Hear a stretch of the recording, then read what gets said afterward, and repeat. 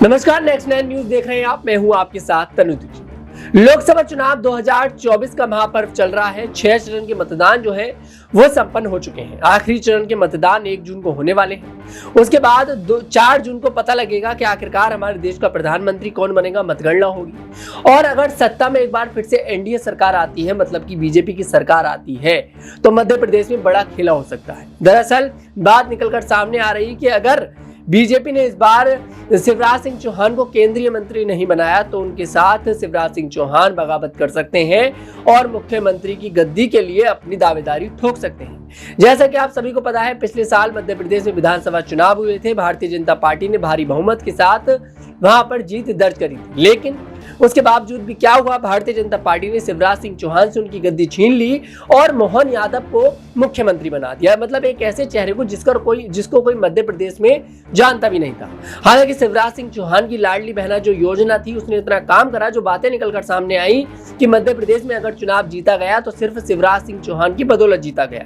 अब ऐसे में शिवराज सिंह चौहान गद्दी छोड़ने के लिए क्यों राजी हो गए, वो हम आपको बताते हैं। दरअसल बात निकलकर ये सामने आई कि एक डील हुई थी। डील ये हुई थी कि भाई केंद्र में हमें बड़ी जिम्मेदारी दी जाएगी, तब हम अपनी मुख्यमंत्री गद्दी छोड़ेंगे। अब अगर चुनाव परिणाम आने के बाद इस बार 2024 में जो मोदी की कैबिनेट होगी उसमें अगर शिवराज सिंह चौहान को केंद्रीय मंत्री का पद नहीं मिलता है तो शिवराज सिंह चौहान यहां पर बड़ी बगावत करते नजर आ सकते हैं और शायद ऐसा भी हो सकता है कि कांग्रेस के साथ जाकर सरकार बना ले। अब इसमें क्या कुछ होगा, कई सारे सवाल है। हमारे साथ स्टूडियो में मौजूद है नाजमीन, बहुत बहुत स्वागत है आपका।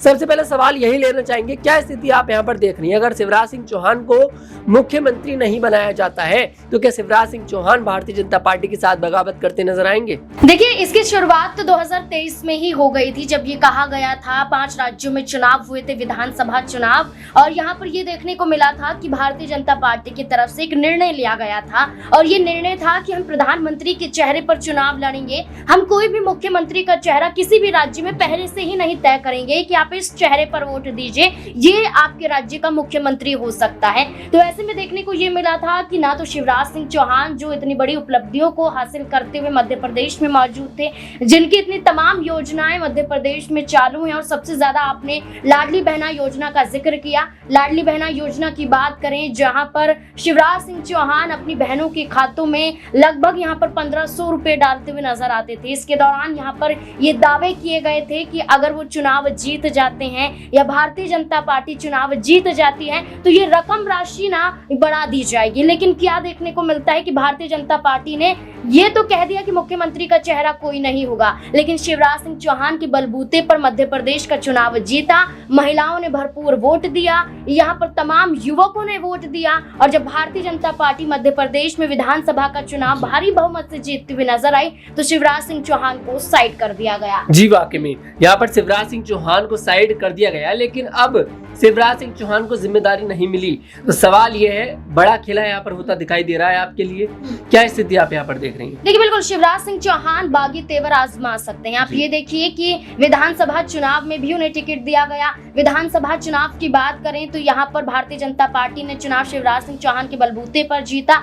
यहाँ पर शिवराज सिंह चौहान को लेकर ये कहना गलत नहीं होगा कि सबसे लंबा समय उन्होंने मुख्यमंत्री की कुर्सी पर काबिज किया है। सबसे ज्यादा मुख्यमंत्री वो मध्य प्रदेश के बनते हुए नजर आए, और ऐसी तस्वीरें यहाँ पर शिवराज सिंह चौहान की बन गई थी कि एक बार फिर से मुख्यमंत्री की कुर्सी वो ही लेंगे। लेकिन शिवराज सिंह चौहान यहाँ पर कई बयान देते हुए नजर आए कि यहाँ पर भारतीय जनता पार्टी खिलवाड़ करती है। भारतीय जनता पार्टी ने यहाँ पर शिवराज सिंह चौहान को मुख्यमंत्री नहीं बनाया तो वो अपने बयानों के जरिए न सिर्फ मध्य प्रदेश में सीमित रहे बल्कि वो दिल्ली भी पहुंच जाते हैं। भारतीय जनता पार्टी के दफ्तर के वहां पर बैठक करनी भी जरूरी हो जाती है। उसके बाद वो तमाम और राज्यों में पहुंचते हैं प्रचार करने के लिए। आपको बता दें, तेलंगाना में भी पहुंचते हुए नजर आए थे जब उन्हें यहाँ पर लोकसभा चुनाव के मद्देनजर जिम्मेदारियां सौंपी गई थी, तो वो प्रचार प्रसार करते हुए भी देखे गए। लेकिन ये देखा जा रहा था कि शिवराज सिंह चौहान को वहां से यानी कि लोकसभा के चुनाव में कोई टिकट नहीं दिया जाएगा। लेकिन भारतीय जनता पार्टी को ये डर था कि विधानसभा चुनाव में भी मुख्यमंत्री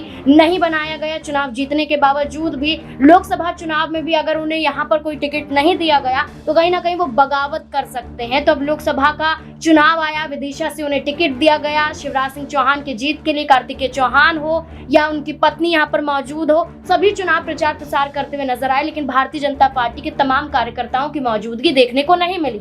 जिसके बाद अगर ये चुनाव शिवराज सिंह चौहान हार जाते हैं तो कहीं ना कहीं भारतीय जनता पार्टी फिर से शिवराज सिंह चौहान को साइड कर सकती है या शिवराज सिंह चौहान ये लेकिन यहाँ पर अगर हार भी जाते हैं तब भी उनके पास ऑप्शन तो रहेगा ना कि भाई मैं मुख्यमंत्री गद्दी पर दावेदारी कर सकता हूँ, क्योंकि शिवराज सिंह चौहान के साथ बताते हैं कि विधायक काफी सारे हैं, वो कांग्रेस के साथ मिलकर सरकार बना सकते हैं। इस रूप में क्या कहेंगे? देखिए, बिल्कुल इस बात में बिल्कुल सच्चाई नजर आती है कि उनके पास ऑप्शन बहुत है, बस भारतीय जनता पार्टी उन ऑप्शनों के तहत शिवराज सिंह चौहान को नहीं देख रही है। शिवराज सिंह चौहान चाहे तो अभी भी मुख्यमंत्री की कुर्सी पर दावेदारी फिर से ठोक सकते हैं। और क्योंकि देखा जाए तो मध्य प्रदेश में मोहन सिंह यादव की बात करें, वो कर क्या रहे हैं, उनकी योजनाएं क्या हैं। शिवराज सिंह चौहान की लाडली बहना योजना का इस्तेमाल वो कर रहे हैं। उत्तर प्रदेश के मुख्यमंत्री योगी आदित्यनाथ की बुलडोजर वाली राजनीति की बात करें, नीति की बात करें, उन्हें अपनाते हुए मध्य प्रदेश में नजर आ रहे हैं। आरोपियों के घर पर बुलडोजर चलाया जाता है, यहाँ पर दोषियों के घर पर भी बुलडोजर चलाया जाता है।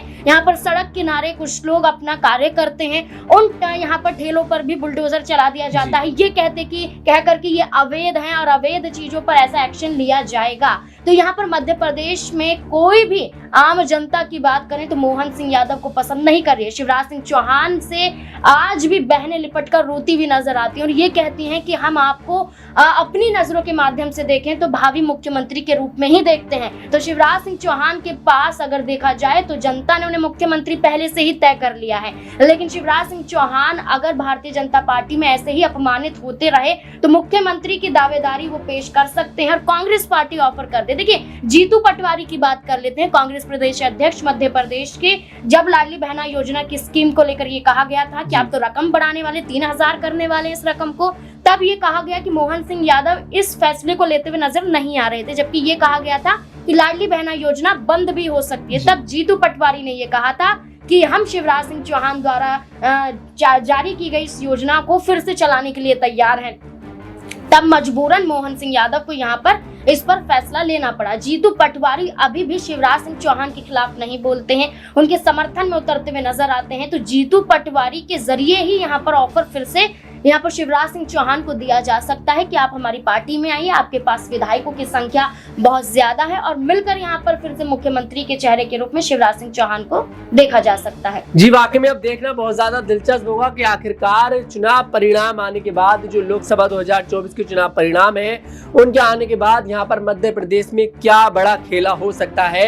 अब देखते हैं क्या एक बार फिर से, जैसा कि आप सभी को पता है, जब ज्योतिरादित्य सिंधिया ने कांग्रेस की सरकार गिरा दी थी और बीजेपी के साथ मिलकर सरकार बना ली थी, तो इस बार शायद ऐसा हो सकता है कि कांग्रेस दांव चलती नजर आए और इस बार शिवराज सिंह चौहान के साथ मिलकर सरकार बनाती नजर आए। खैर, आपको क्या कुछ लगता है इस पूरे मामले पर? क्या आखिरकार क्या मध्य प्रदेश में सरकार पलटेगी, मध्य प्रदेश में मुख्यमंत्री पलटेगा या फिर नहीं? हमें कमेंट बॉक्स में जरूर बताइएगा। अगर आपको हमारा वीडियो पसंद आया, हमारे वीडियो को लाइक करें, शेयर करें और हमारे चैनल को जरूर सब्सक्राइब करें।